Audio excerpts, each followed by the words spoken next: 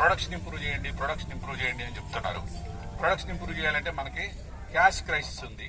Cash crisis ఉన్న సిచ్యువేషన్లో మనం ఏ రకంగా వచ్చిన మనీని కూడాను రా మెటీరియల్ వైపు డైవర్ట్ చేస్తే తప్ప మనం ఈ సిచ్యువేషన్ని అధిగమించలేము. మరి ఒకనాడు ఈ ప్లాంట్ 5 మిలియన్ టన్నులు ప్రొడ్యూస్ చేసింది. మరి ఈరోజు కనీసం 14,000 టన్నులు పర్ డే తీయాల్సింది ఇవాళ 4,000 టన్నులు 5,000 టన్నులు తీస్తాం. ఇది మీకు అందరికీ తెలిసిన విషయమే. సో కాబట్టి నేను అనేది ఏంటంటే ఇప్పుడు ఇది తాత్కాలికమైన సిచ్యువేషన్. ఈ పరిస్థితి మనకి ఎప్పుడు ఇలాగే ఉంటుందని మనం చెప్పలేము. ఇంప్రూవ్ అవుద్ది, కానీ ఆ ఇంప్రూవ్ అయ్యేంత వరకు మనం కొంత సమయం పాటించాలి. అయితే మీకు మీ హెచ్ఆర్ఏ ఎందుకు కట్ చేశారు, ఎలక్ట్రిసిటీ ఎందుకు కట్ చేశారు అనేది ఇది ఎప్పటి నుంచో నలుగుతున్న విషయమే. మీ యూనియన్ లీడర్లు కూడా డిస్కస్ చేస్తున్నారు. అయితే మొన్న మీరు ధర్నా చేసిన తర్వాత అందరు యూనియన్ లీడర్ని పిలిచారు. సిఎండి గారు అయితేమి, డైరెక్టర్లు అయితేమి దాదాపు 2 గంటలు మీ యూనియన్ లీడర్లు ఎన్ని రకాలుగా నచ్చ చెప్పాలో అన్ని రకాలుగా నచ్చ చెప్పారు. సార్ ఇది పండగ మా నెల, ఇది కనీసం డిఫర్ చేయండి అని. ఆ డిఫర్ చేయడానికి మనం ఒకసారి ఒక డెసిషన్ తీసుకొని అది ఇంప్లిమెంట్ చేసిన తర్వాత డిఫర్ చేయాలి అని అంటే ప్రతి ఒక్కరికి కొన్ని లిమిటేషన్స్ ఉంటాయి. మనం ఆ లిమిటేషన్స్ దాటి మనం చేయాలి అని అంటే ఎవరి పరిధి వాళ్ళకు ఉంటుంది. పెద్ద లెవెల్లో డెసిషన్ ఈసారి మళ్ళీ రివర్ట్ చేయాలన్నా కానీ, ఎలక్ట్రిసిటీ రివర్ట్ చేయాలన్నా కానీ పెద్ద లెవెల్ డెసిషన్స్. కాబట్టి మీ యూనియన్ రిప్రజెంటేటివ్స్ అందరూ కూడాను దీన్ని హై లెవెల్కి తీసుకెళ్తున్నారు, అందరితో డిస్కస్ చేస్తున్నారు.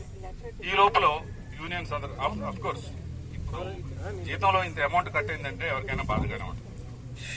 కానీ మనం దాన్ని కొంత వాళ్ళకి అవకాశం ఇవ్వకుండా యూనియన్ లీడర్లకి వాళ్ళు దాన్ని ప్రయత్నించకుండా మనం ఎంత అజిటేషన్ చేసినా మనకు మనమే నష్టపరుచుకున్న వాళ్ళం అవుతుంది తప్ప దీనివల్ల రిజల్ట్ అనేది రాదు.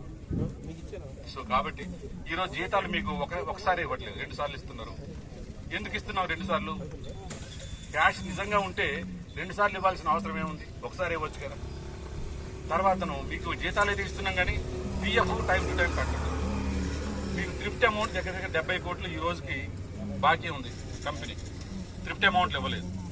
కాకపోతే ఏం చేస్తుంది కంపెనీ, ఏం చేస్తుందంటే ఈ రోజు మీ బ్యాంకులో వెళ్లాల్సిన డబ్బులు ఉన్నాయా లేవా చూసుకొని అవి మీకు బ్యాంకుకి ట్రాన్స్ఫర్ చేస్తుంది. మిగతా డబ్బులు తర్వాత అడ్జస్ట్ చేసుకుందాం లేదు. నిజంగా మనకు అంత క్యాష్ క్రైసిసే లేకపోతే ఇంత చేయాల్సిన అవసరం ఏంటి? దగ్గర 500 కోట్లు పిఎఫ్ బకాయిలు ఉన్నాయి, 70 కోట్లు థ్రిఫ్ట్ బకాయిలు ఉన్నాయి.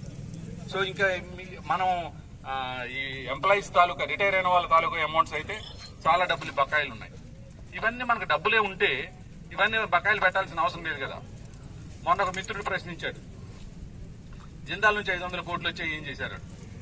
ఇది public limited company, government company. ₹1 ఈ కంపెనీలోకి వచ్చింది అంటే రూపాయి ఏ విధంగా పొల్లింది అన్నది ప్రతిదీ కూడా రికార్డు ఉంటుంది.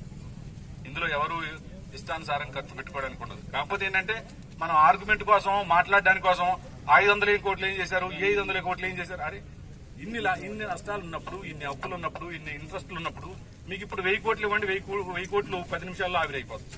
ఎందుకని? అంత లోటు బడ్జెట్ ఉంది. సో కాబట్టి మనం ఇవన్నీ కూడా ఆవేశంగా మాట్లాడుకోవడానికి పనిచేస్తే తప్ప ఆలోచనతో ఈ ప్లాన్ ని ముందుకు తీసుకెళ్లి దీన్ని మనం ఫైనాన్షియల్ గా ఇంప్రూవ్ చేసుకుని మీకు రావాల్సిన న్యాయమైన కోరికలు ఏవైతే ఉన్నాయో అవి మీ యూనియన్స్ ద్వారా సాధించుకునే అవకాశం అనేది ఉంది. దీనివల్ల మనం ఏంటంటే యాజిటేషన్ చేస్తేనే అన్ని వస్తాయి, యాజిటేషన్ చేసే వస్తాయంటే మేనేజ్మెంట్కి తెలియకపోతే, వాళ్ళకి అసలు ఈ ప్రాబ్లం గురించి తెలియకపోతే మీరు యాజిటేషన్ చేయాలి.